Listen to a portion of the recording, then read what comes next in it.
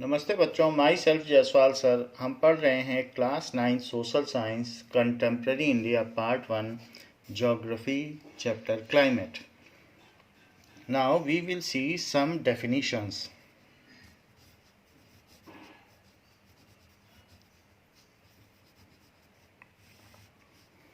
What is climate?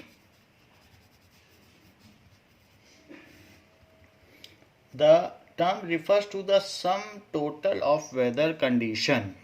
It refers to the sum total.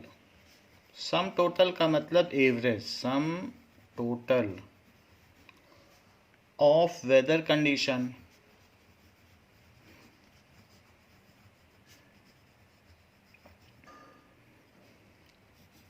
Weather change होता रहता है तो उसका एवरेज निकालना पड़ेगा। And variations over a large area to a long period of time. And variation over a large area, जैसे पिछले 10 साल का यूरोप का आप वेदर निकालोगे तो उसका एवरेज टेम्परेचर 10 डिग्री सेल्सियस से ज़्यादा नहीं आएगा। ओवर अ लार्ज एरिया,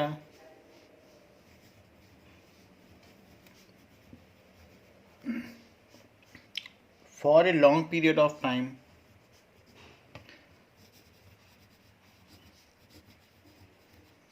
तो इसलिए यूरोप का क्लाइमेट विंटर क्लाइमेट कहा जाएगा। वेदर,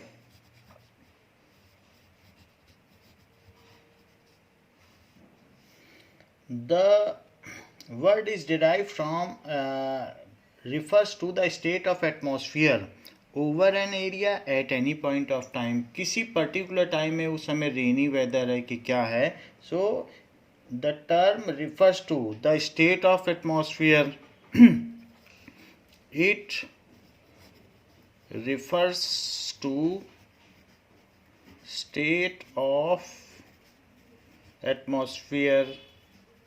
एटमॉस्फेयर उसके ऊपर का हॉट है कि कोल्ड है। Over an area at any point of time, एक किसी छोटे से एरिया में। ओवर एन एरिया, क्योंकि वेदर तो थोड़ी थोड़ी जगह पे भी बदल जाता है। कहीं क्लाउड होते हैं, कहीं नहीं होता है, कहीं क्लाउडी वेदर है। क्लाउड तो छोटे छोटे टुकड़ों में होते हैं। Over an area at any point of time, कि 6:15 पर वहाँ का वेदर कैसा था, तो वहाँ रेनिंग हो रही थी।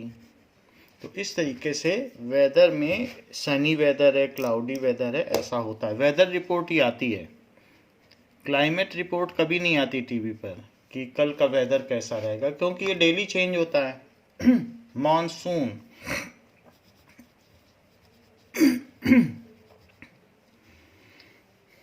the word is derived from Arabic word मौसम। This word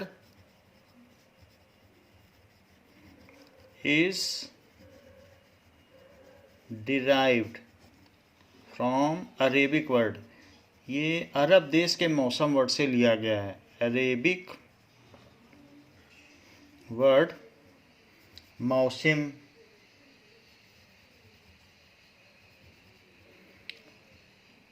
which literally means season, which literally means season, कि थोड़े पर्टिकुलर टाइम के लिए जो चीज़ रहे उसे सीजन कहते हैं। तो एवरेज ऑफ 2 और 3 मंथ्स उसको ऋतु कहते हैं, कि भारत में कितने ऋतुएं होती हैं, ऋतु। So which literally refers season, it refers to seasonal reversal in the wind direction during an year। so it refers to seasonal reversal, और जब wind direction बदलेगी तो सीजन भी बदल जाता है।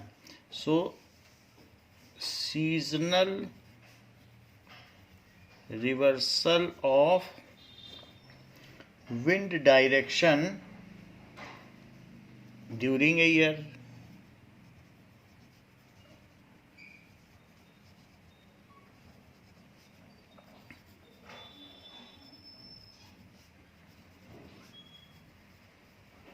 इस तरीके से जो यहाँ का वेदर है, इंडियन वेदर, इसमें ये मानसून वेदर है, और मानसून वेदर में देयर आर 4 सीजन्स। अलग अलग जगह का अलग अलग वेदर है। Now next is jet stream. What does it mean by jet stream?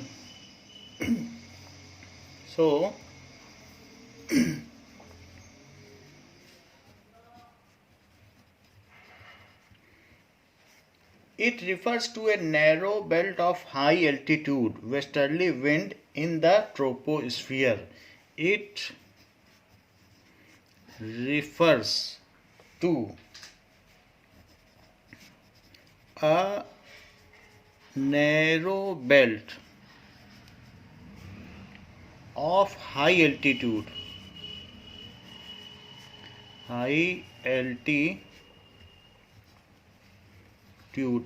High altitude का मतलब एबव 1200 मीटर या 12 किलोमीटर। तो जैसा हमने बताया कि 10 किलोमीटर तक तो ट्रोपोस्फियर होता ही है, तो 12 किलोमीटर तक भी माना जा सकता है। तो 12 kilometre, that is westerly wind in troposphere. Westerly wind in troposphere. Earth के ऊपर ट्रोपोस्फियर है, फिर उसके ऊपर स्ट्रेटोस्फियर है, तो ट्रोपोस्फियर के ही करीब करीब साथ में चलती है। This is earth. तो बहुत ऊंचाई पर एक पछुआ पवनें चलती हैं। पश्चिम से जो आएगी उसे पछुआ पवनें कहते हैं। वेस्टर्न का मतलब होता है पश्चिम। पश्चिमी पवनें, तो पश्चिमी पवनें ऊपर ऊपर चलेंगी, तो उतनी, या पछुआ पवनें, तो ये जो हवा चलती है इसे 2 तरीके की पवनें होती हैं। एक पूर्वाई होती है जो पूर्व से आती है, कई लोगों का, बच्चों का नाम पूर्वा होता है, तो पूर्वी पवन उसे पूर्वाई कहते हैं। एक पूर्वाई और एक पछुआई। तो पूर्वी पवन अगर ईस्टर्ली विंड है, तो इंडिया में 2 तरीके के मानसून है, वो अभी हम आगे डिस्कस करेंगे। कुछ इधर से आते हैं मानसून और कुछ इस तरीके से आते हैं। तो इस तरीके से जो यहाँ से आएंगे, which enter from bay of Bengal, तो उसको कहते हैं ईस्टर्ली मानसून। और जो यहाँ से हवा चलती है उसको ईस्टर्ली विंड्स कहते हैं। अगर वो वाटर ले रहे हैं तो मानसून कहेंगे, और नहीं तो ईस्टर्ली विंड भी कह सकते हैं। तो इस तरीके से ईस्टर्ली विंड को कहेंगे पूर्वाई चल रही है, पूर्व से हवा आ रही है, और मानसून कहते हैं। इसे कहेंगे पूर्वी पवनें, पूर्वी पवन। और जो इधर से आएगी उसको कहेंगे, जो अरेबियन सी से आएगी, तो उसको ये वेस्ट होता है। तो चूंकि ये वेस्ट है तो इस वजह से इसको कहेंगे वेस्टर्ली विंड। ये हो गया वेस्ट और इधर हो गया ईस्ट। तो इधर से आई तो ईस्टर्ली विंड, पूर्वाई। तो आप इसमें लिख लें कि पूर्वाई चल रही है। और ये लोग, जो पुराने लोग हैं, ये जान जाते हैं पूर्व से पवन आ रही है कि पश्चिम से आ रही है, तो वेस्टर्ली विंड। और अगर वो वाटर ले रहे हैं तो मानसून भी 2 तरीके से आते हैं, कुछ इधर से इंटर करते हैं, कुछ इधर से। उसका मैप हम आगे देख लेंगे। तो ये जो पवनें हैं, ये पश्चिमी पवनें या पछुआ पवनें हैं। इसे कहेंगे पश्चिमी पवन। और यही जेट स्ट्रीम है जिसकी हमने ऊपर बात की। तो जेट स्ट्रीम क्या है? ये बहुत तेज चलती हैं। बहुत तेज चलें तो आप कह देना पछुआ पवन है, दैट इज पश्चिमी पवन, that is westerly wind. And if it is slow, तो ऐसे केस में वो पूर्वाई चल रही। तो पूर्वाई में गीत गाए जाते हैं पूर्वाई के। पूर्वा नाम भी इसी वजह से दिया गया है। और ये पश्चिमी पवन है, तो इधर से चलेगी तो पछुआ पवन है, और यही जेट स्ट्रीम है। ये सरफेशियल विंड्स नहीं होती हैं, ये जबकि सरफेशियल होती हैं, सरफेस पे चलती हैं। ये 12,000 मीटर अबव चलती हैं, ट्रोपोस्फियर के सबसे टॉप लेयर पे। तो यहाँ से ये चलेगी। तो ये वेस्ट से आई, देखो वेस्ट से आई ऊपर, तो ये 12 किलोमीटर या 12,000 मीटर पे चली तो इसको कहते हैं जेट स्ट्रीम। वेस्ट से चली। और जो ईस्ट से आई तो उसको कहेंगे ईस्टर्न विंड। उसको कोई नाम नहीं दिया गया है because it is blowing very slowly, तो ये तेजी तेजी चलती है। जैसे कहा भी गया है पवन पुरवैया चली, तो वो धीरे धीरे चल रही है। तो ऐसे ही वेस्टर्ली विंड इन टोपो it refers to a high velocity wind at 12 kilometre above earth which enters to India from west. देखो पूरी बात कह दी। So high velocity belt at the upper edge of troposphere which enters to India in from west, उसको कहेंगे jet stream. Next is El Nino. What is El Nino? So the periodic development of a warm ocean current. जैसे हमने आपको बताया कि England के आसपास gulf stream है, सो ओशनिक करंट कहीं से कहीं भी चल सकती हैं। तो एक ऐसी ही स्ट्रीम चलती है गल्फ कंट्रीज से। गल्फ कंट्रीज तो ट्रोपोस्फीयर में बहुत गर्म है, तो वहाँ का जो गर्म पानी यूरोप जाता है, तो वहाँ यूरोप में उस गर्म पानी की वजह से लाइफ का सर्वाइवल है, लोग जिंदा रहते हैं। So it is hot water current, gulf stream है तो वो ओशनिक करंट है। ऐसी ही यहाँ बात की गई है एक ओशनिक करंट की। So the periodic development of warm, periodic development of warm oceanic current. So सागर में भी धाराएं चलती रहती हैं, oceanic current. Along the coast of Peru, along the coast of Peru जो कि अमेरिका में है, as a temporary replacement of cold. As तो थोड़ी उनको भी राहत मिल जाती है क्योंकि वार्म है, एज थोड़े दिनों के लिए बस राहत मिलती है। टेम्पररी रिलीफ या replacement of cold Peruvian current. ऐसा क्यों? क्योंकि अगर ओशन गर्म होगा तो उसके ऊपर की हवा भी गर्म होगी, तो लोगों को वार्म एयर मिलेगी, तो थोड़ा सा सर्दी में राहत हो जाएगी। जैसे गल्फ स्ट्रीम की वजह से यूरोप में टेम्परेचर बैलेंस रहता है, क्योंकि उसके ऊपर से जो ओशनिक हवा चलेगी, दिन में तो समुद्र से ही हवा चलेगी लैंड की ओर, तो वो वार्म एयर होती है, तो वहाँ लोगों को अच्छा लगता है। Temporary replacement of cold Peruvian current.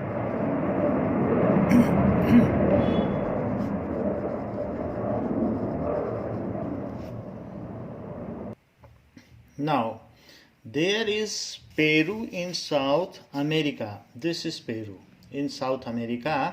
So, a current is flowing from equator. जैसे जैसे यहाँ पर इधर की ओर एक करंट, वार्म करंट चलती है, so that warm current is temporary relief during winter season. उसको कहते हैं El Nino. So this is kind of warm current जो ऐसे यहाँ पर आ रही है, और कोल्ड करंट इसको रेड से दिखाया गया, वो वापस जा रही है। सो यहाँ के ओशनिक ऐसी करंट है जो वार्म अगर करंट यहाँ पर आ गई तो उसके ऊपर की हवा भी गर्म हो जाएगी, क्योंकि जो उसके कांटेक्ट में आएगी तो एयर भी अब यहाँ पर वार्मर रहेगी। जो यहाँ से सी ब्रीज चलेगी वो वार्मर रहेगी, तो यहाँ के लोगों को रिलीफ मिल जाता है सर्दियों में।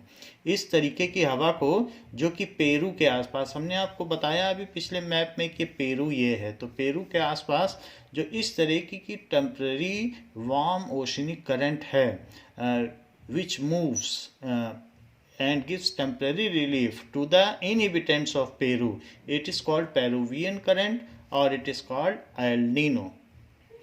Now, what is jet stream? So, a strong wind flowing from west to east, west से ईस्ट जा रही है।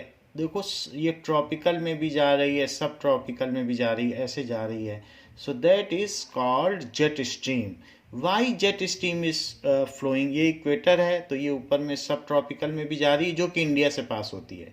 ये ट्रॉपिकल वाली इंडिया से पास होगी क्योंकि ये ट्रॉपिक ऑफ कैंसर से जाएगी, और उसके ऊपर वाली भी है तो वो सब ट्रॉपिकल के ऊपर की बेल्ट में है। This is called jet stream. Let us understand what is jet stream.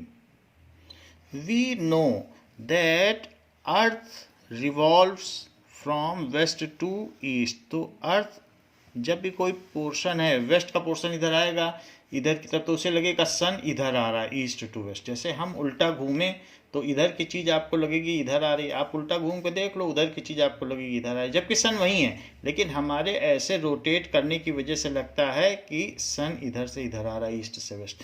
और वास्तव में जो हमारा रिवॉल्यूशन है अर्थ का, वो वेस्ट से ईस्ट की ओर है।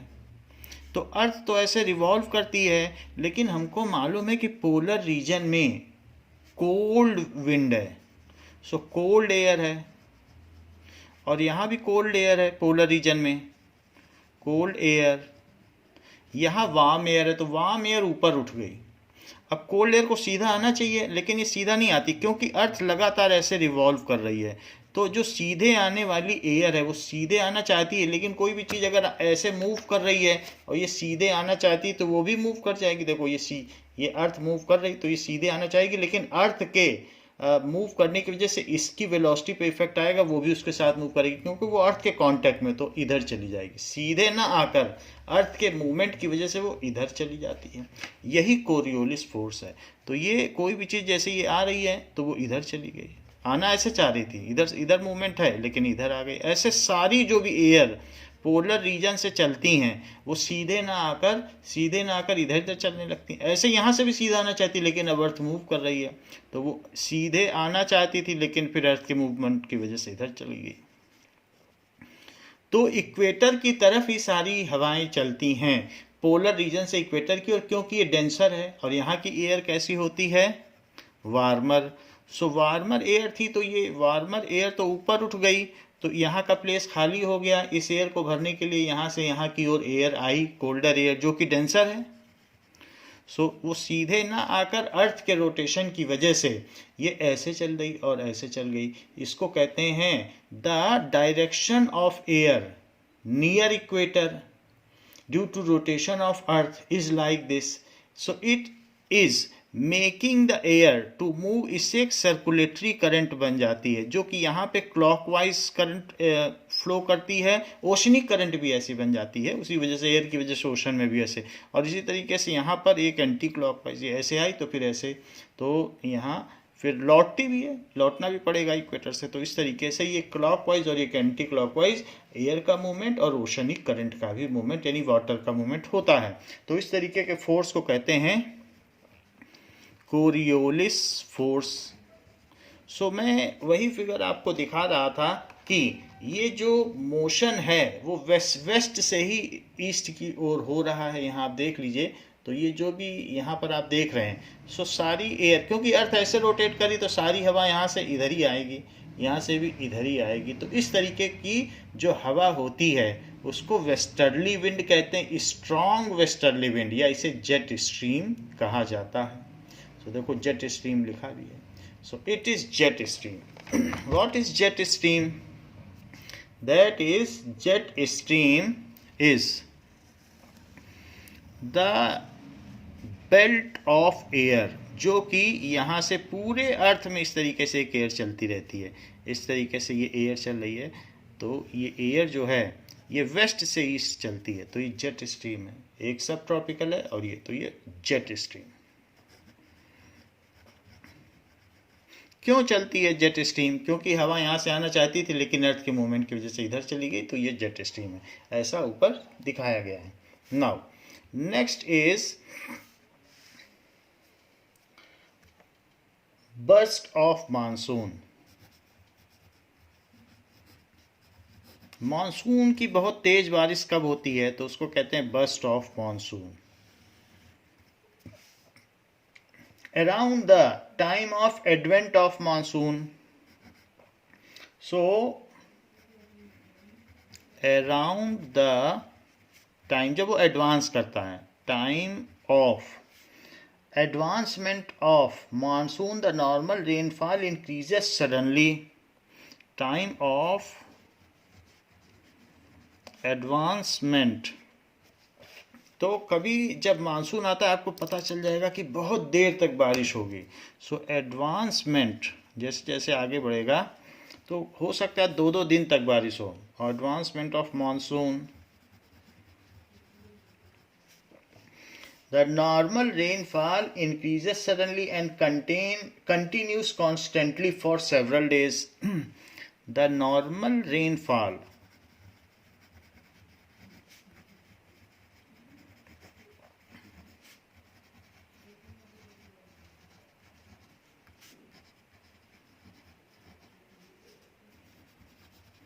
and continues constantly for several days.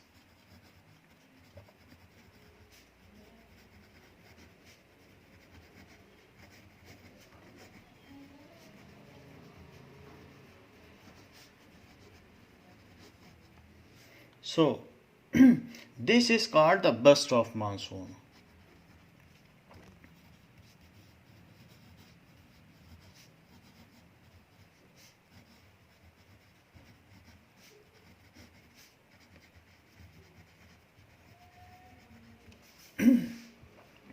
वो तेज बारिश होना और कई दिनों तक, जब मानसून आता है तो ऐसा ही होता है, वही बस्ट है. अचानक लगता है कि छप्पर फट गया हो मानसून का, तो बस्ट है. दैट इज लू. व्हाट इज लू?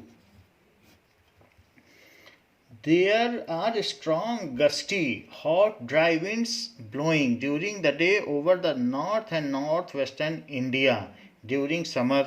So, during summer in north India में एंड नॉर्थ वेस्टर्न इंडिया. क्या है नॉर्थ वेस्टर्न इंडिया? नॉर्थ में जाओ और फिर वेस्ट में चले जाओ, राजस्थान मिल जाएगा. एंड नॉर्थ वेस्टर्न इंडिया, अ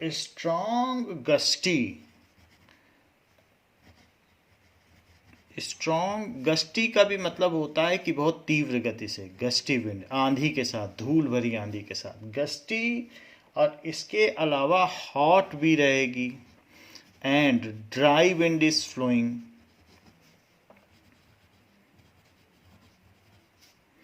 तो इस तरीके की जो विंड ब्लो होती है during day time,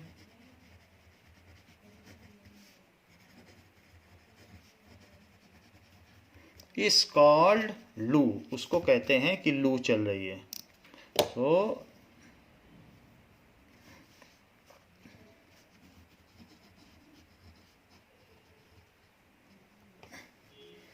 what is काल बैसाखी?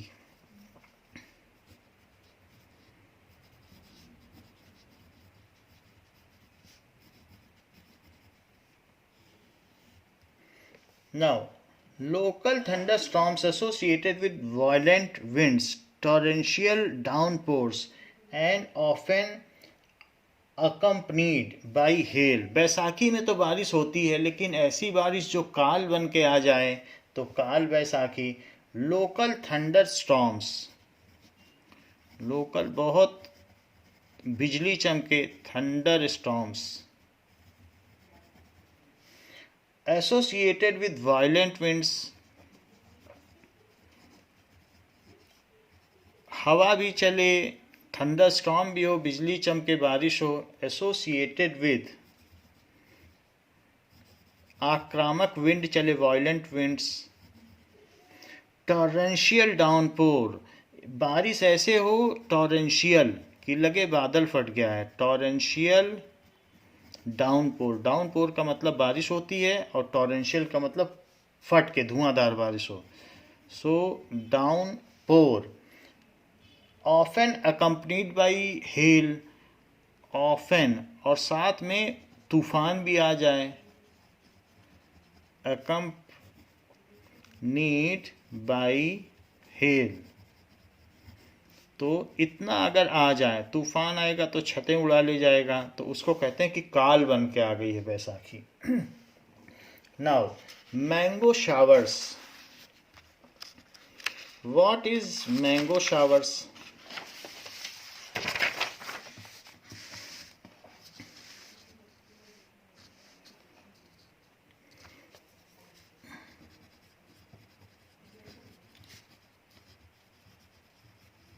अगर केरल में सबसे पहले मानसून आता है, लेकिन उसके पहले कुछ थोड़े बहुत क्लाउड्स आ जाते हैं, वो मानसून से पहले ही मानसून की दस्तक दे देते हैं, वो धीरे धीरे बरसते हैं. So to that is towards the close of summer season, जब समर सीजन जाने वाला होता है और बारिश आने वाली होती है. So towards the close of summer season, pre-monsoon shower occur in Kerala and Karnataka. Pre-monsoon shower, monsoon से पहले shower. So occurs in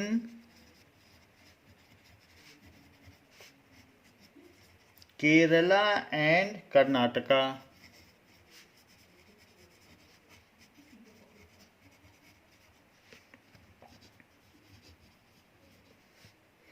They help in early ripening of mangoes. बारिश आती तभी मैंगो पकते हैं. They help in early ripening of mango and so termed as mango showers. So termed as mango showers. आम की बारिश, आम को पका देते हैं तो आम के लिए ये बारिश है. Coriolis force. What is Coriolis force? Coriolis एक साइंटिस्ट का नाम है, उसी के बेसिस पे ये नाम पड़ा है. So Coriolis force.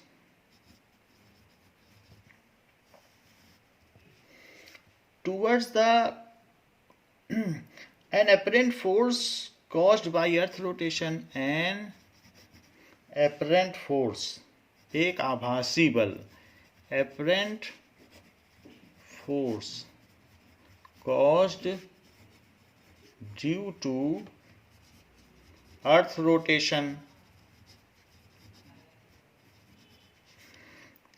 The Coriolis force is responsible for deflecting winds towards the right in northern hemisphere. This force is responsible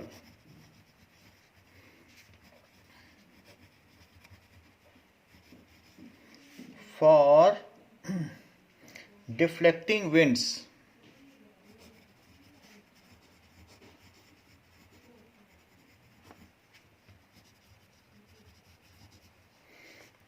towards the right in northern hemisphere. Towards the right in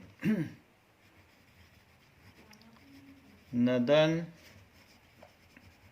hemisphere and towards the left in southern hemisphere and towards the left in southern hemisphere. This is also known as Farrell's law.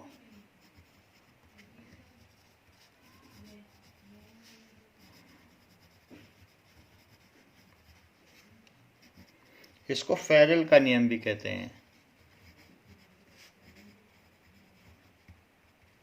So it is Farrell's law.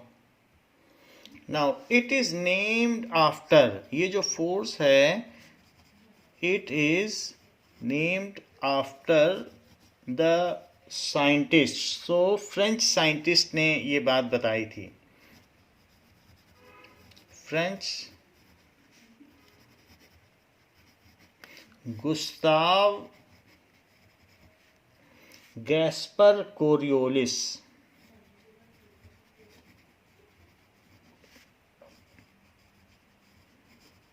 तो उन्हीं के name पर इसका नाम पड़ गया Gustav. और फिर बाद में फेरल ने इसको और एक्सप्लेन किया तो फिर ये फेरल्स लॉ भी कहलाया। सो this is Gustav Gaspard D Coriolis, जिनके नाम पर इस फोर्स का नाम पड़ा है। Now this is a kind of pseudo force, ये एक तरीके का झूठा फोर्स है जो ऐसा लगता है कि नदर्न हेमिस्फीयर में जो पोल से आने वाली विंड्स हैं वो सदर्न हेमिस्फीयर में जा रही हैं अलोंग द रोटेशन ऑफ अर्थ। जैसे अर्थ रोटेट कर रही है तो उसी के साथ साथ जैसे यहाँ से ये आई तो उसी के साथ साथ ऐसे चली गई। ये इधर साइड पोल से तो आएगी ही इक्वेटर की ओर, क्योंकि वहाँ डेंसर विंड है और यहाँ वार्मर है, लेस डेंसर है, रेयरर विंड है, तो ये ऐसे आके ऐसे चली गई। फिर इधर आते आते अर्थ रोटेट ऐसे कर ही रही है, रोटेट करी तो उसके साथ ऐसे चली गई। बट एक्चुअल में क्या होता है वो भी हम देख लें। तो ये स्यूडो फोर्स है, ये झूठा फोर्स कहा गया है। Now let us see what is happening actually. Actually में होता क्या है कि अर्थ रोटेट कर रही है तो हवा कहीं नहीं जा रही है, अर्थ तो बहुत स्पीड से रोटेट कर रही है, तो अर्थ के रोटेशन पे हवा वही वो नीचे ही आना चाहती थी, लेकिन अर्थ आगे निकल गई तो हवा इधर रह गई। सो इस तरीके से एयर तो सीधे ही आ रही थी लेकिन अर्थ के आगे निकलने की वजह से तो इधर की ओर है, विंड का डायरेक्शन इधर है। तो कुछ लोग जो कोरियोलिस फोर्स की वजह से विंड का डायरेक्शन है वो इधर बताते हैं। ऐसे यहाँ पर भी ये पेंसिल रखी है तो पेंसिल का मतलब है कि ये एयर है वो तो वहीं है, धीरे धीरे आ रही, लेकिन अर्थ की स्पीड ज़्यादा है तो वो इस तरीके से लगता है जैसे पीछे छूट गई। ट्रेन से जैसे आप कुल्हड़ फेंकें तो पीछे छूट जाता है और आपकी ट्रेन आगे निकल जाती है, वैसा ही इसके साथ भी हो रहा है। तो ये इस तरफ आ रही है, तो ऐसे भी ये एक्चुअल फोर्स तो इस पर ऐसे ही लगता है। और उसकी वजह से जो विंड का डायरेक्शन है वो इस तरीके से हो जाता है। यहाँ पर आपको दिखाया गया है, ये देखिए इधर इधर जा रही है, एरो से आप देखिए ध्यान से। सो एरो से आपको पता चल जाएगा कि it is like wind is moving in this direction, क्योंकि विंड वही रह गई और अर्थ आगे निकल गई, तो इस वजह से ये ऐसे ऐसे ये है कोरियस फोर्स। ये एक्चुअल विंड का डायरेक्शन है that has been shown over here. Now there is one more kind of oceanic current, that is Gulf Stream. Gulf वो एरिया होता है जो 3 sides जमीन से गिरा होता है। The ocean which is surrounded by 3 sides land, that is called Gulf। तो ये गल्फ ऑफ मैक्सिको है, आप इसे ध्यान से देखिए, इसमें लिखा है gulf of Mexico. So this is gulf of Mexico. तो गल्फ ऑफ मैक्सिको में चूंकि ये ट्रॉपिक ऑफ कैंसर का रीजन है तो ये काफ़ी हॉट हो जाता है यहाँ का पानी, और ये यहाँ से निकल कर जो गल्फ स्ट्रीम है, गर्म जल धारा, सो that is gulf of Mexico से निकल के ये यूरोपियन कंट्रीज़ में जाती है और वहाँ पर वार्मर कर देती है, लोगों को रिलीफ देती है। तो इस तरीके से ये गल्फ यहाँ से निकलती है। वैसे तो जो इधर के बहुत सारे गल्फ कंट्रीज़ हैं, यहाँ पर भी रहने वाले जो गल्फ कंट्रीज़ हैं वो भी, उसमें भी जो सी है वो अरेस्टेड है चारों तरफ वाटर से, तभी तो वो गल्फ है, उसे खाड़ी देश कहते हैं। तो जैसे सऊदी अरबिया, दुबई और ये सब जो चीज़ें हैं ये खाड़ी देश में आ जाएगा, संयुक्त अरब अमीरात, यूनाइटेड अरब एमिरेट्स। सो ये भी है। तो ये gulf stream is originating from gulf of Mexico and it is moving towards European countries. So it is British island के आसपास पहुंचती है and it is called gulf stream. Now we are at in-text questions. Why the houses in Rajasthan have thick walls? तो मोटे यहाँ पर पत्थरों के घर बनाए जाते हैं, थिक वॉल्स। सो कई बार 1 फीट थिक होते हैं। एंड फ्लैट रूफ्स, रूफ इसमें फ्लैट है। Why the houses in Terai region and in Goa and Mangalore, जहाँ पर बारिश तेज होती हो, पूरे साल तो नहीं होती है बट तेज होती है, हैव स्लोपिंग रूफ्स, तो उसमें स्लोप क्यों है। And why the houses in Assam are build on stilts, तो लकड़ियों के ऊपर भी घर कई बार बने होते हैं, तो ऊपर ऊपर घर और नीचे बांस है तो बांस के ऊपर घर बना दिया है। ऐसा असम में क्यों किया जाता है। और यहाँ पर जो रूफ्स हैं गोवा मैंगलोर में और तराई रीजन में वो स्लोपिंग क्यों हैं, और राजस्थान में जो रूफ हैं वो प्लेनर क्यों हैं, उसमें स्लोप क्यों नहीं है, ये क्वेश्चन पूछा गया है।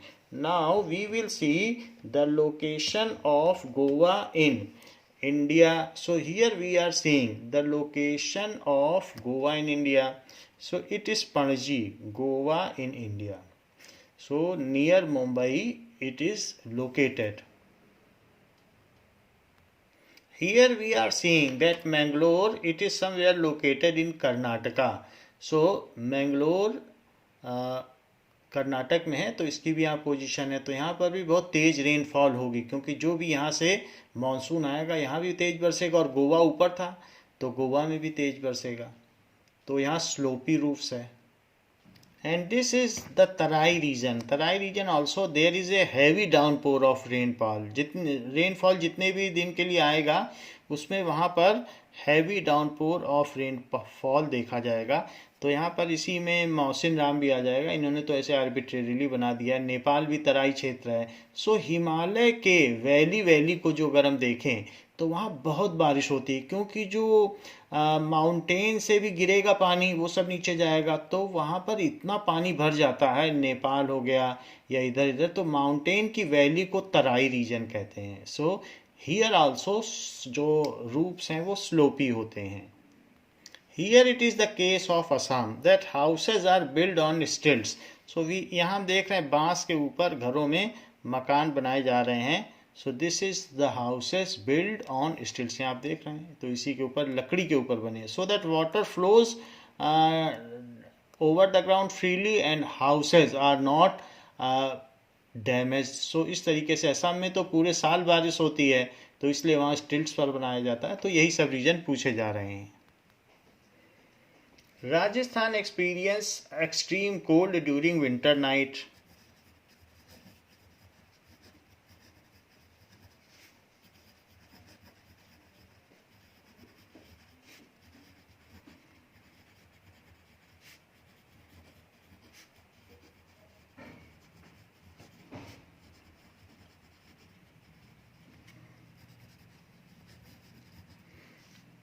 Hence walls are made thick which do not allow cold to enter the house. Hence walls are made thick which do not allow cold to enter house.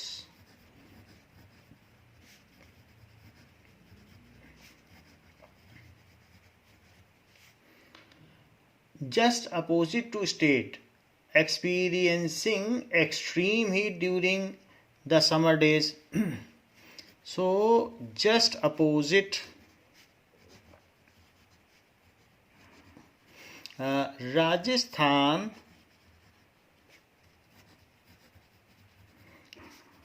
experiences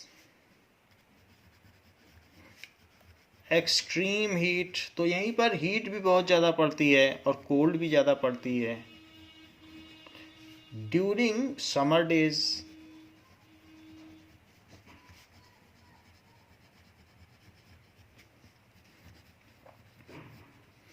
so thick walls do not allow heat to enter houses. तो ये भी फ़ायदा है, गर्मियों में भी फ़ायदा है।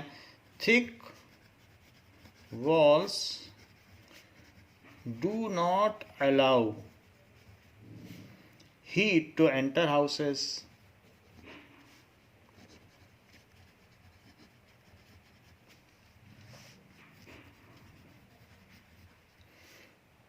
By absorbing it, so far flat roofs are concerned, they are considered ideal for keeping the houses cool during summer and warm during winter. So far, क्योंकि ठीक ऊपर तो सन कभी कभी रहेगा, बाकी तो अगर देखें तो सन यहाँ से आएगा और फिर यहाँ जाएगा तो तिरछी धूप पड़ेगी। तो अच्छा है, क्योंकि ऐसे केस में अगर हम मान लीजिए ऐसा स्लोपी रूफ बना लें तब तो सीधी धूप पड़ेगी तो कमरा गर्म हो जाएगा। तो flat roofs are very good, क्योंकि सन सिर्फ नून पर दोपहर में ही सीधी रोशनी डालेगा, थोड़ी देर के लिए ही रूफ गर्म होगी। अदरवाइज जब जब वो इधर रहेगा या इधर रहेगा तो उसकी जो रेज होंगी वो स्लैंट पड़ेंगी, तो उससे रूफ जल्दी गर्म नहीं होगा। So far flat roofs are concerned.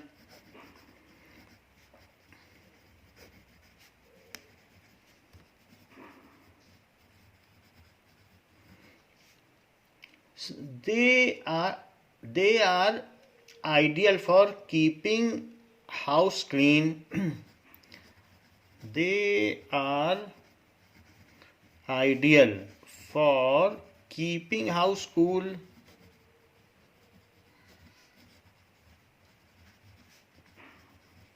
During summer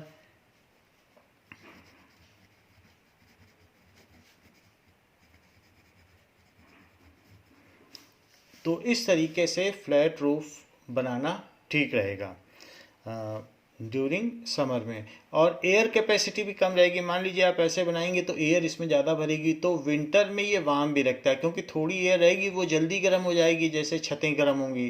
तो इस तरीके से समर में ये कूल रखता है एंड वार्म ड्यूरिंग विंटर, क्योंकि एयर कैपेसिटी आपके कमरे की कम है तो वो गर्म हो जाएगी तो गर्म में नहीं रहेगी। So and warm during winter. वरना आप बहुत ऊंची ऊंची छतें बना लें तो ठंडा कमरा रहेगा, हॉल ठंडे होते हैं ड्यूरिंग विंटर। ये बात तो हो गई राजस्थान की। इन तराई रीजन क्या होता होगा? नाउ इन तराई रीजन क्या है? The valleys of Himalaya. So Terai reason,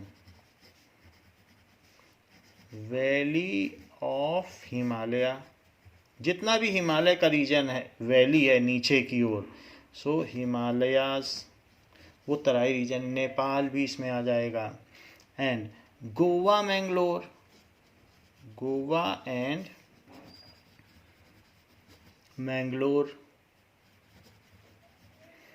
have sloping roofs.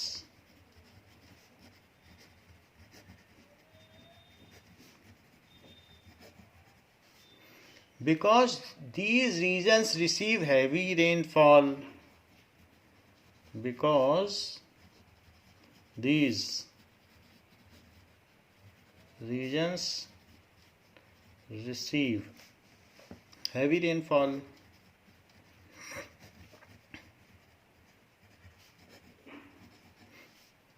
sloping roofs do not allow water to accumulate at one place.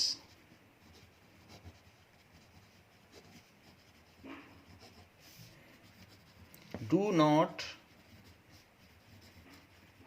allow water to accumulate at one place.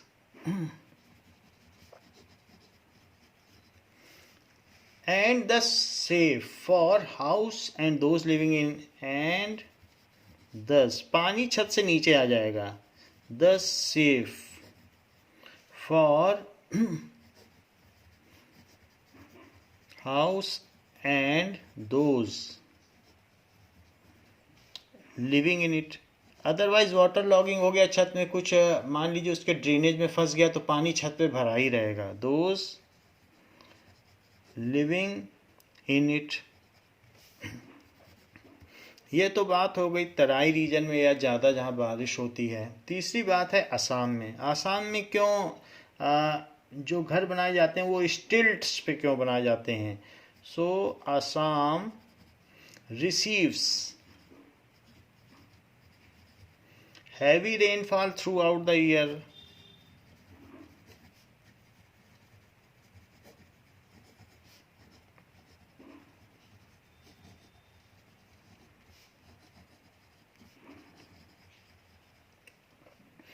Hence houses are built on stilts. Hence houses are built on stilts which allow free flow of rainwater, which allow free flow of rain water, क्योंकि नीचे नीचे पानी बह जाएगा। अगर आप stilts पे घर बनाओगे, बांस की लकड़ियों के ऊपर घर बनाओगे तो क्या होगा? Which allows free flow of rain water,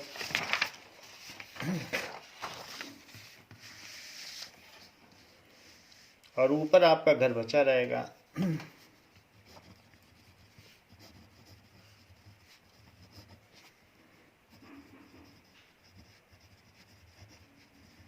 मान लीजिए आपका घर इस तरीके से किसी स्टिल्ट पर बना हुआ है तो ये इट विल बी सेफ, ये सेफर रहेगा।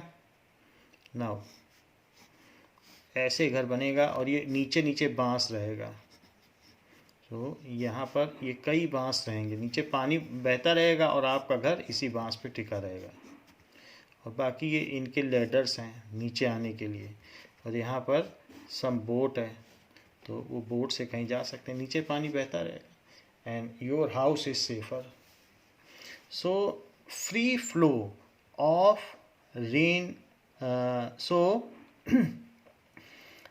built on stilts which allow free flow of rainwater and save houses from being flooded and save houses from being flooded। इस तरीके से ये सेफ रखता है। Why most of the world's deserts are located in western margin of subtropic? तो ये tropical region है जो ट्रॉपिक ऑफ कैंसर और ट्रॉपिक ऑफ कैप्रिकॉर्न के बीच में पड़ता है, फिर उसके ऊपर का ये सब ट्रॉपिकल रीजन है। तो ये जो रीजन है जिसको कि सब ट्रॉपिक कहते हैं, जहाँ की विंटर एंड समर दोनों पड़ता है, तो सब ट्रॉपिक, ये तो ट्रॉपिक हो गया। नाउ ये ट्रॉपिकल रीजन है और ये है पोलर रीजन। तो ये कहना चाहते हैं कि ज़्यादातर डेजर्ट सब ट्रॉपिकल रीजन में ही क्यों है, क्योंकि ट्रॉपिकल रीजन में बहुत ज़्यादा बारिश होती है, प्रेसिपिटेशन, वेपराइजेशन, कंडेंसेशन सब ज़्यादा होता है, हीट सीधी पड़ती है, सनरेज सीधी आती हैं। बट यहाँ पर इस रीजन में ना तो वेपराइजेशन है ना कुछ है, तो इस तरीके से जो भी यहाँ पर it is divide of rainfall, एक तो रेनफॉल नहीं है और दूसरा कोल्ड है और कहीं कहीं पे तो स्नोफॉल है। तो इन सब जैसे साइबेरियन रीजन है, तो यहाँ साइबेरिया पूरा डेजर्ट है, रशियन साइबेरियन रीजन पूरे में बर्फ़ ही बर्फ़ है। और वहीं सब ट्रॉपिकल रीजन में यहाँ जो सवाना के डेजर्ट्स हैं बहुत बड़े बड़े अफ्रीका में, तो वो पूरा डेजर्ट है, डेजर्टिफाइड है। तो वो कह रहा है कि ज़्यादातर किसी भी जगह पर, तो वेस्टर्न पार्ट प्रेफरेबली किसी भी कंटिनेंट के वेस्टर्न पार्ट में, क्योंकि यहाँ से जो भी मानसून चलेंगे वेस्ट से इधर की ओर, तो वो पहाड़ों के आसपास बारिश कर देंगे और जो उसका वेस्टर्न पार्ट है वो खाली रह जाएगा, वहाँ पर बारिश नहीं हो पाएगी। और वैसे भी सब ट्रॉपिकल रीजन में बारिश ज़्यादा नहीं होती है। The world's deserts are located in western margin of continents. The world's deserts are located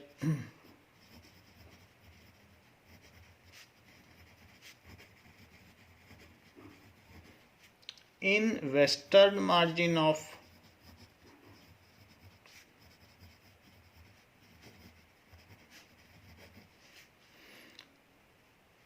continents in the sub tropic region, वो भी सब ट्रॉपिक रीजन में,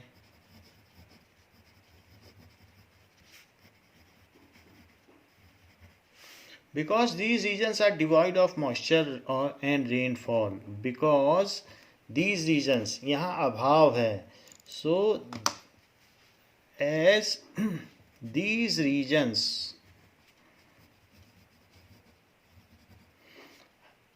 are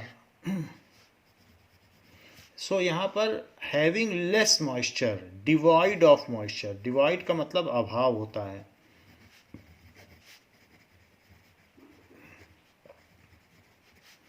तो have less moisture in air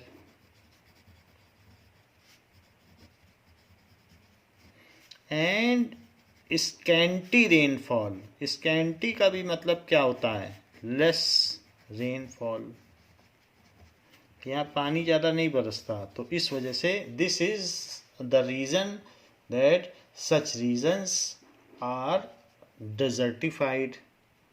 Now textbook MCQ questions. So choose the right answers of the four alternatives. Which of the following places receives the highest rainfall in the world? So Mohsin Ram receives the highest rainfall in the world. The wind blowing in the northern plain in summer. So northern plain में जो summer में लू चलती है, which one of the following causes rainfall during winter in northwestern part of India causes rainfall during winters, winter में north और waste यानी राजस्थान में विंटर में बारिश हो जाती है। So it is cyclonic depression, so winter में बारिश होने का रीज़न है साइक्लोन की वजह से, वहाँ पर लो प्रेशर जोन क्रिएट हो जाता है and that is the reason that वहाँ पर उसको भरने के लिए आसपास कहीं से जो नियर बाई सी है वहाँ से जो वाटर लेडन क्लाउड्स हैं वो आते हैं और सर्दियों में भी बारिश कर देते हैं। तो नॉर्थ वेस्ट है, नॉर्थ में जाओ और वेस्ट में जाओ तो राजस्थान मिलेगा। Monsoon arrives in India approximately, ये कब आ जाता है? इट इज़ अर्ली जून को आ जाता है। Which one of the following characteristic the cold weather season in India? Warm days, so which one of the following characterizes the cold weather season in India? तो cold weather season जो है उसमें क्या चीज़ होती है? Warm days and cold nights. तो यहाँ जो सर्दियाँ हैं वहाँ पर भी दिन गर्म ही हैं, बस रात रात ठंडी है। सो ये हमारे यहाँ का कोल्ड वेदर का यही मतलब है कि दिन तो गर्म है, रात ठंडी है, इसलिए हम उसे कोल्ड कह रहे हैं। बल्कि गर्मियों में तो रातें भी गर्म हैं। So next is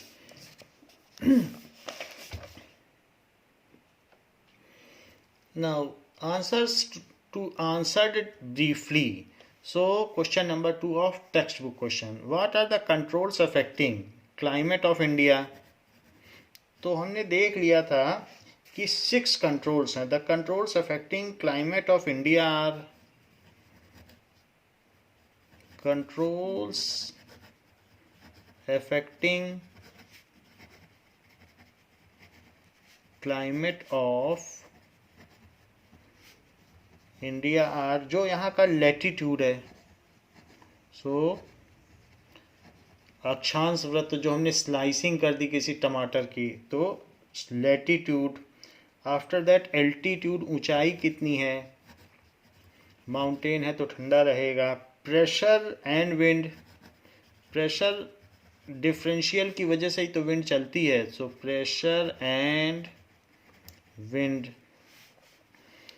Distance from sea,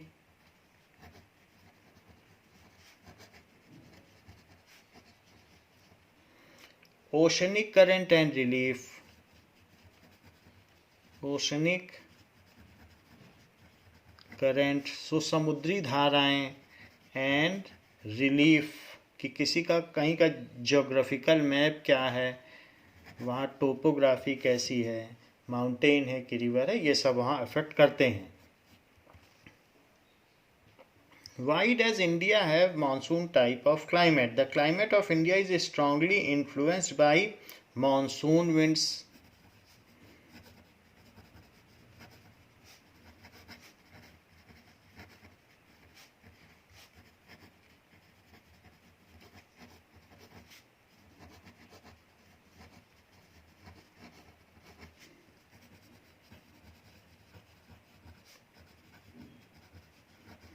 सो उसी के इर्द गिर्द हमारे यहाँ का क्लाइमेट घूमता है, क्योंकि मानसून विंड्स आती हैं तो उससे पहले का सीजन अलग है, बात का अलग है। So the country has a monsoon type of climate. So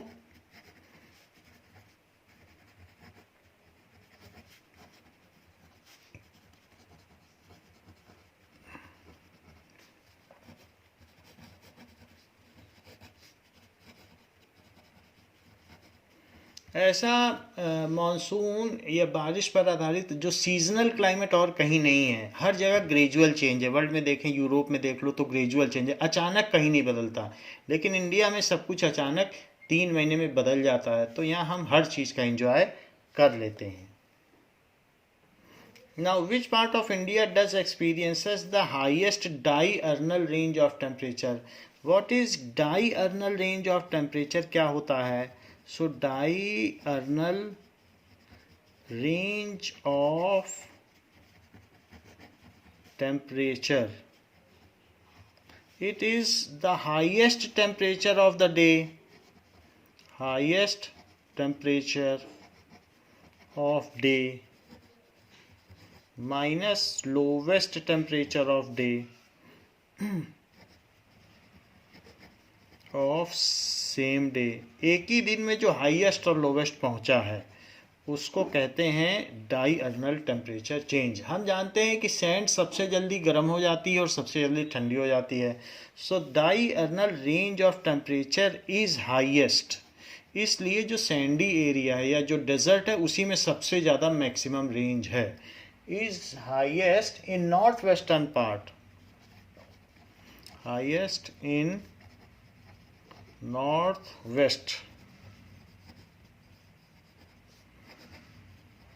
So like the desert so जो यहाँ थार डेजर्ट है, हमारे यहाँ थार डेजर्ट सवाना अफ्रीका में है। सो यहाँ थार डेजर्ट है। So it is maximum during day time and drops nearly 15 degree Celsius in night. It is maximum that is 50 degree Celsius during जो समर डेज होते हैं उसमें ऐसा होता है। So during summer days and drops nearly 15 degree Celsius, जो कि minimum है। जैसलमेर में चले जाइए, वहाँ रातें ठंडी हैं, nearly 15 degree Celsius on same night. So ऐसा इस वजह से होता है। It is due to the reason that sand becomes hot faster and cools faster. It is because, so ये क्यों है? Because sand becomes warm faster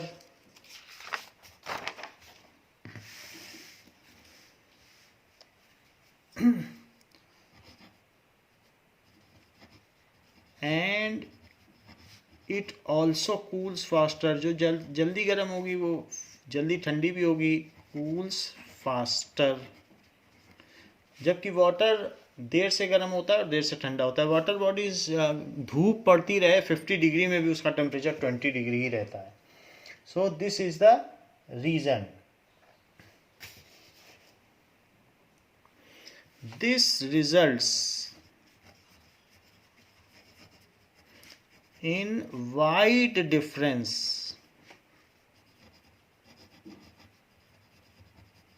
of day and night temperature।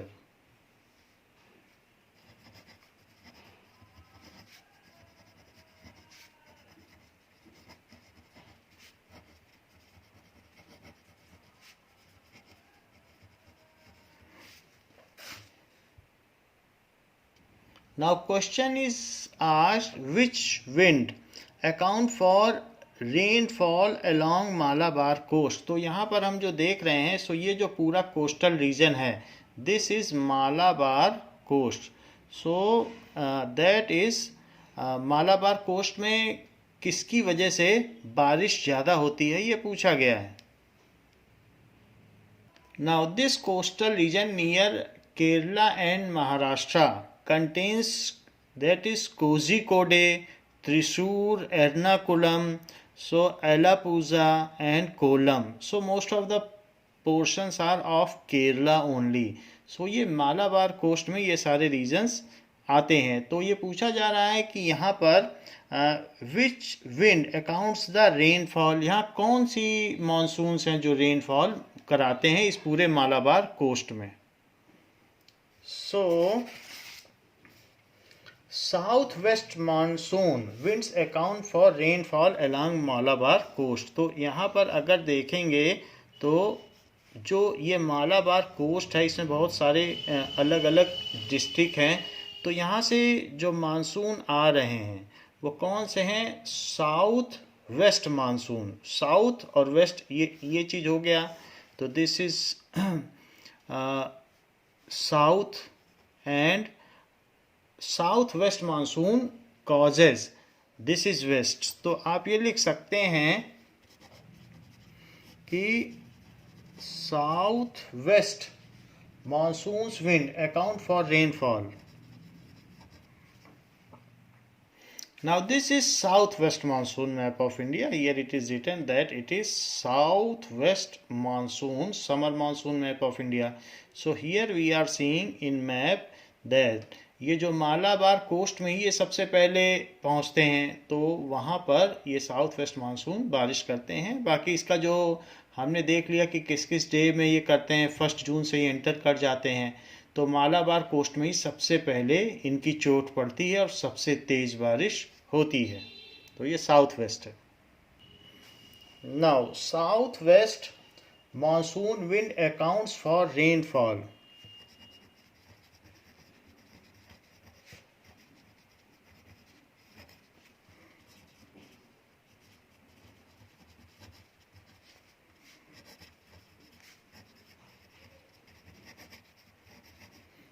Fall along Malabar coast.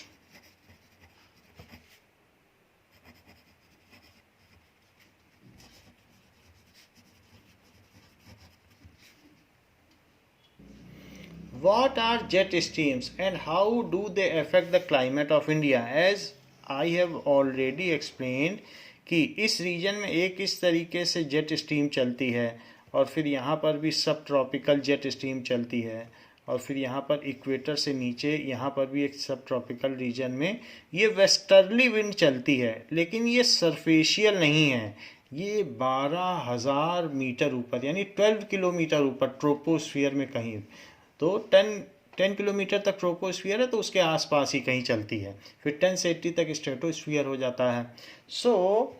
और ये बहुत fast चलती हैं और ऐसा अर्थ के रोटेशन की वजह से होता है कि जो यहाँ से आने वाली विंड है वो इधर मुड़ती चली जाती है. तो it is jet westerly wind है, पश्चिम से आ रही है. सो जेट स्ट्रीम से बहुत हाइट पे चलती हैं. Jet streams are a narrow belt of high altitude. Jet streams are a narrow belt of high altitude.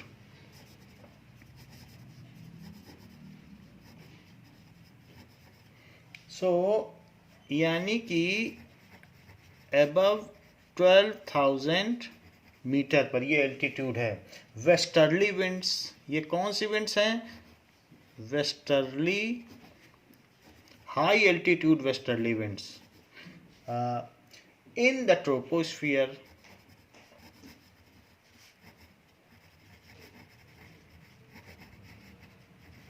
Troposphere के ऊपर होता है स्ट्रेटोस्फियर, फिर मीजोस्फियर, फिर ionosphere. Their speeds varies from above 110 kilometer per hour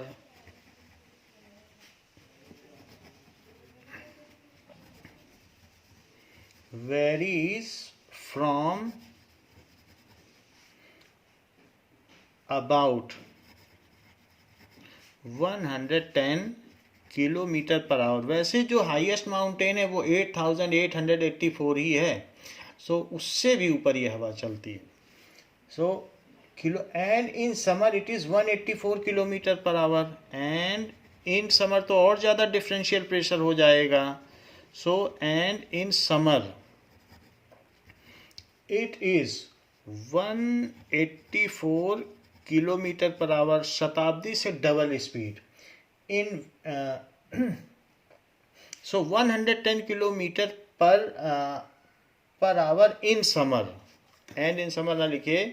so in summer में ये ऐसे चलती हैं. And it is 184 kilometre per our in winter. Winter में इसकी ये स्पीड है, विंटर में और ज़्यादा है. सो पोलर रीजन में ये टेम्परेचर डिफरेंस की वजह से है. These jet streams are located approximately over 37 to 30 north latitude. यानी यहाँ से अगर आप ये डिग्री देखोगे तो ये कितना डिग्री होगा? 27 से शुरू होकर ये 27 से शुरू होकर ये 27 डिग्री नॉर्थ है और ये कितना है? This is 30 degree north. तो 3 डिग्री के अंतर पे चलती है, एक नैरो बेल्ट है. सो 27 डिग्री नॉर्थ से अगर आप देखेंगे तो उसमें एक पूरा सर्कल काट लो तो एक यहाँ पे स्लाइस काट लो और एक स्लाइस ये काट लो, तो ये जो बेल्ट बनती है एक पतली सी, एक ये जो स्लाइस बन रही है, तो वो स्लाइस है 27 से 30 तक। सो these jet streams are located approximately, चूंकि हमें इंडिया से मतलब है इसलिए हम नॉर्थ की बात कर रहे हैं, वैसे तो साउथ में भी चलती है। these jet streams, हम तो ट्रॉपिक ऑफ कैंसर में है तो उसी की बात करेंगे। आर लोकेटेड अप्रॉक्सीमेटली ओवर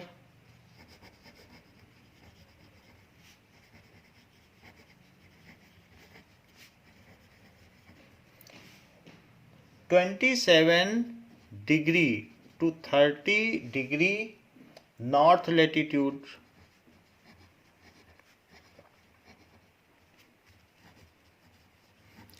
ये Coriolis force and Ferrel's law की वजह से ये सब होता है, एंड अर्थ के रोटेशन की वजह से ये सब होता है।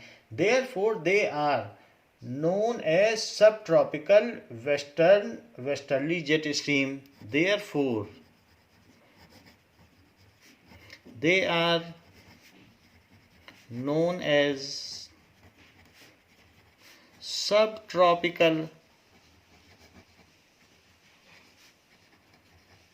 westerly jet stream। ऐसा इन्हें क्यों कहते हैं?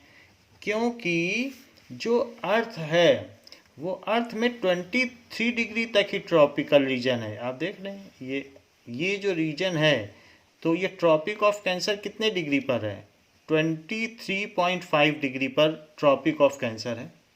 सो दिस इज 23.5, और उसके ऊपर ये तो उससे भी ऊपर है ना, ये 27 डिग्री नॉर्थ है, और उसके ऊपर और चले गए तो 30 डिग्री नॉर्थ है। तो 27 से 30 कौन सा रीजन पड़ा? ये तो ट्रॉपिक है 27 तक, तो 27 में तो नहीं पड़ी, ये तो 27 से 30 पे पड़ी। आप देख लो 27 से 30 पड़ रही, तो ट्रॉपिक के ऊपर चली गई कि नहीं? तो ये रीजन ट्रॉपिकल है। अगर ये 23.5 के नीचे नीचे पड़ती तो हम कह देते कि ये ट्रॉपिकल है, ट्रॉपिकल वेस्टर्ली जेट स्ट्रीम। लेकिन ये तो 27 से 30 तक जा रही है, और 66 तक सब ट्रॉपिकल रीजन होता है। आप देख रहे हैं 66.5 डिग्री नॉर्थ, ये पूरा सब ट्रॉपिक है, तो सब ट्रॉपिकल रीजन में ही ये आ रही है। पूरा रीजन तो सब ट्रॉपिकल ही है। सो it is called sub tropical westerly jet stream. Now over India these jet streams blow south of Himalayas all through the year except in summer। over India these jet stream, India में ये कहाँ पर आएंगी? So blow south of Himalayas, blow south of Himalayas, Himalaya में ये चलती हैं south of Himalayas.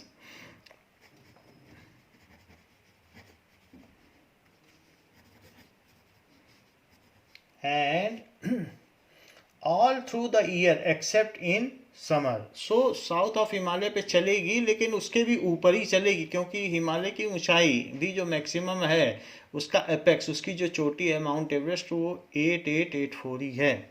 So south of Himalaya all through the year except in summer, all through the year। ऐसा मैं क्यों कह रहा हूँ? क्योंकि समर में इसकी स्पीड कम है तो हमें मालूम नहीं चलता, और विंटर में ज़्यादा होती है तो हमें पता चल जाता है। Accept in summer.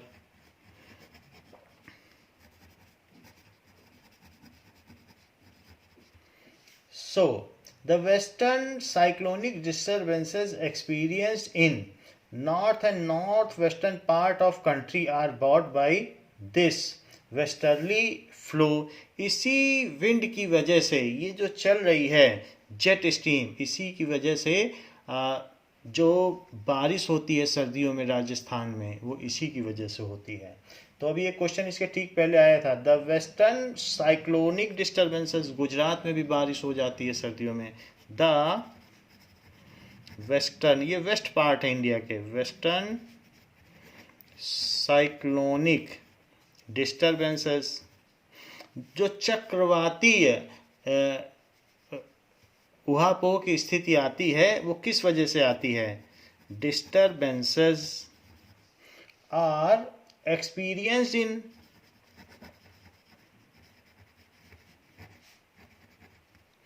north and northwestern part of country, north and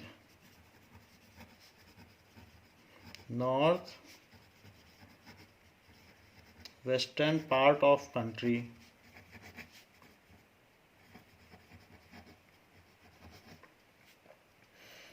are brought by this westerly flow, are brought. So ये हमें देखना होगा कि ये जो पश्चिम से आने वाली हवाएं हैं ये तेज हैं। पछुआ पवनें बहुत तेज होती हैं और पूर्वाई यानी पूर्व से आने वाली हवा, ईस्ट से आने वाली हवा बहुत मंद मंद चलती है।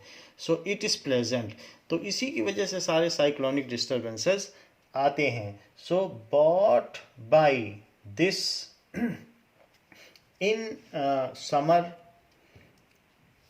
बॉट बाय दिस, सो ये जो भी in country are bought by this, ये विंटर में आएगा, समर में नहीं आएगा। In summer the sub tropical westerly jet stream moves north of Himalaya with movement of sun, so these are called sub tropical easterly jet stream.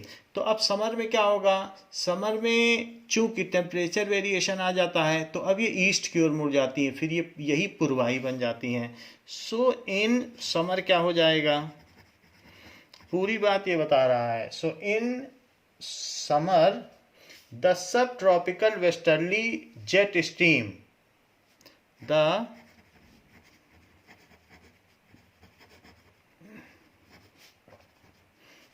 westerly jet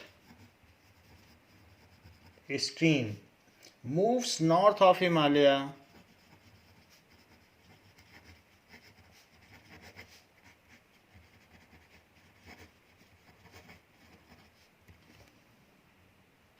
now this is the greatest peak। जो हमने 8884 बताया था वो 8848 है। So it is the mount Everest highest peak.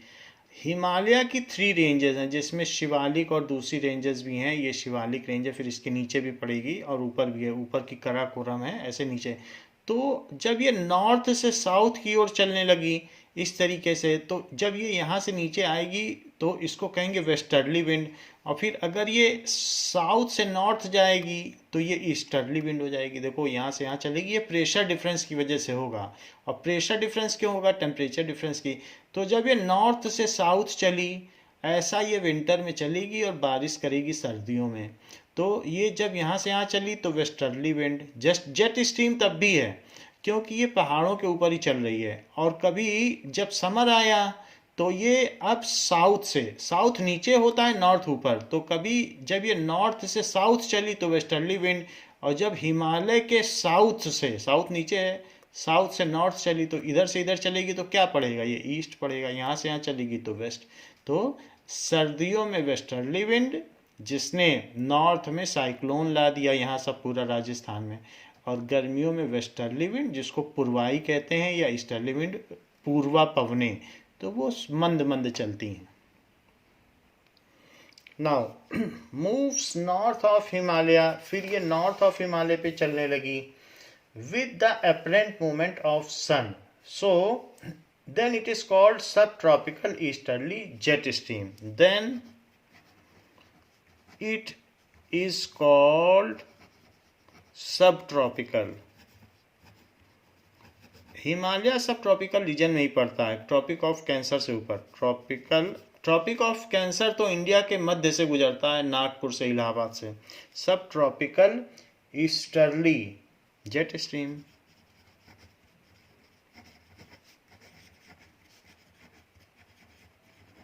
तो आप देख सकते हैं जब ये सब ट्रॉपिकल वेस्टर्ली था तब इसे पश्चिमी पवने कहा गया, पछुआ पवने। अब इसे पूर्वा पवने या पूर्वाई कहा गया।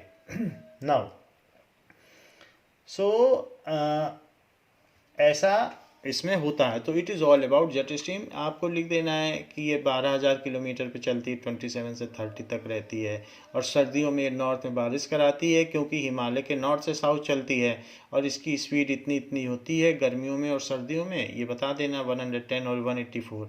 और अगर सर्दी है तो इसे सब ट्रॉपिकल वेस्टर्ली जेट स्ट्रीम कहा जाएगा, अगर गर्मी है तो सब ट्रॉपिकल ईस्टर्ली जेट स्ट्रीम कहा जाएगा। यही सब बातें आपको लिखनी होंगी। Define monsoon. What do you understand by break in monsoon, या what do you understand by outburst, bursting of monsoon से आप क्या समझते हैं? So the word monsoon is derived from the Arabic word mausim. The word monsoon is derived from Arabic word, अरबिया भाषा, Arabic word मौसिम। So which literally means season, जिसका मतलब मौसम होता है। विच लिटरली मीन्स, वैसे तो कहा जाता है भारत में सर्दी गर्मी बरसात होती है, लेकिन 4 तरीके के सीजन है, onset of monsoon, offset of monsoon, और इसके अलावा winter and summer. Which literally means season. So it refers to the seasonal reversal in the wind direction. अभी ऊपर आपको बताया जो वेस्टर्ली विंड थी वही ईस्टर्ली विंड बन गई, तो सीजनल रिवर्सल हो गया, हवा ही बदल गई। So it literally means it refers to. तो अब अगर मान लीजिए सर्दियों में क्यों हमें ठंड लगती है? क्योंकि जो हवा चलती है वो नॉर्थ हिमालय से साउथ आ रही है। अब नॉर्थ से कोई चीज़ साउथ आएगी तो फिर ठंड तो लगेगी। आप देख लो, ये देखिए। सो आप यहीं पे देख लें कि सर्दी में आप कहोगे आपको ठंड क्यों लगी, क्योंकि सर्दियों में ये जो विंड चली ये नॉर्थ से साउथ चली, तो ये इसके ऊपर माउंटेन से होके आ रही, तो कितनी ठंडी होगी। So we are feeling cold. और गर्मियों में इसका रिवर्सल हो गया, अब ये साउथ से नॉर्थ चली, तो नॉर्थ वालों को तो अब नॉर्थ से ये गरम गरम हवा जब यहाँ से चलेगी तो फिर ओशन से आएगी जो हवा आएगी, तो इसलिए गर्मियों में हमको गर्मी लगी क्योंकि वो पूर्वा पवने हैं। तो जो ठंडी लगे तो समझ लेना वेस्टर्ली विंड है, सब ट्रॉपिकल। जब गर्मी लगे, गर्म हवा चले, तो समझ लेना सब ट्रॉपिकल ईस्टर्ली विंड है। अब ये हवा वापस हिमालय की ओर लौट रही है, ये गर्मियों का मौसम है। तो गर्मियों में ये हिमालय की ओर चलती है फ्रॉम साउथ टू नॉर्थ। इसी वजह से जब ये इधर इधर चलेगी तो हमको क्या मिलेगा? हमको तो फिर ये जगह खाली होगी तो ओशन से ही हवा आएगी। तो इसलिए गर्मियों में हमको गर्मी लगती है, और सर्दियों में तो ये ठंडी हवा नीचे आ रही तो हमको ठंडा कर देगी।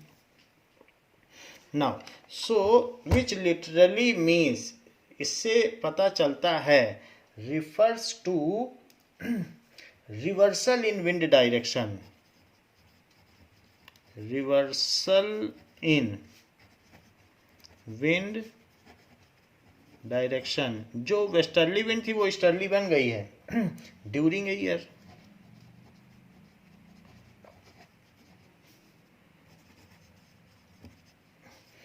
Break in monsoon means onset of monsoon या bursting of monsoon. So monsoon break आ गया, सो ब्रेक इन मानसून का मतलब है कि अब मानसून आने वाला है। मीन्स मानसून का आगमन, onset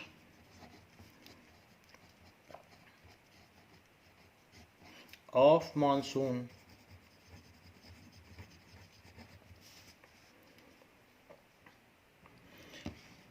Now, why the monsoon is considered a unifying bond?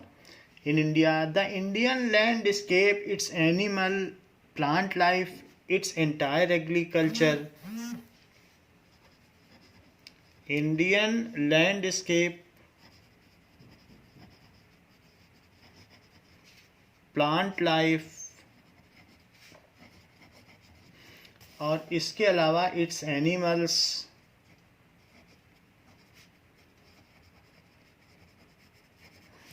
and entire agriculture.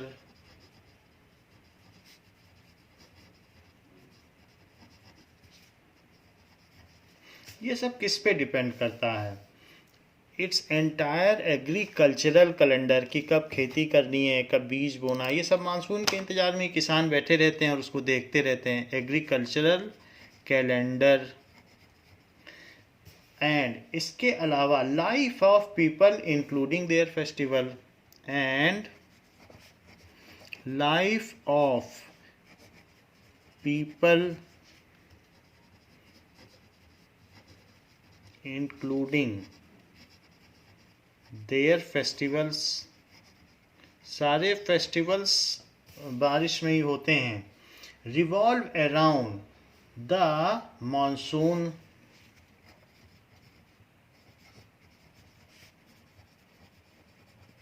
Monsoon period.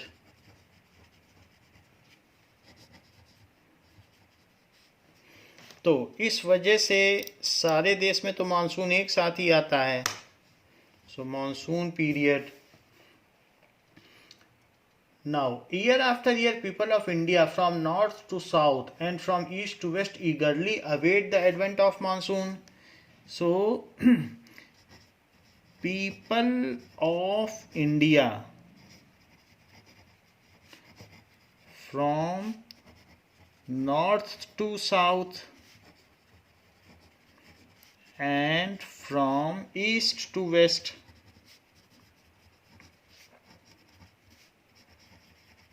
eagerly awaits. सो वो इंतज़ार करते रहते हैं. awaits the onset of monsoon कि कब पानी आए. onset of monsoon. क्योंकि हमारे यहाँ जो सिंचाई है वो मानसून प्रधान है और भारत एक कृषि प्रधान देश है. So we are agriculture oriented economy. So, these monsoon winds bind the whole country by providing water. These monsoon winds bind the whole country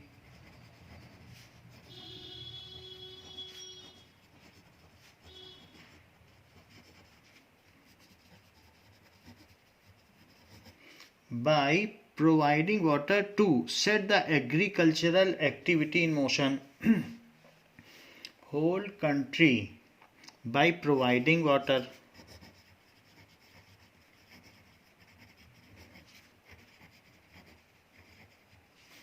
To set the agricultural activity.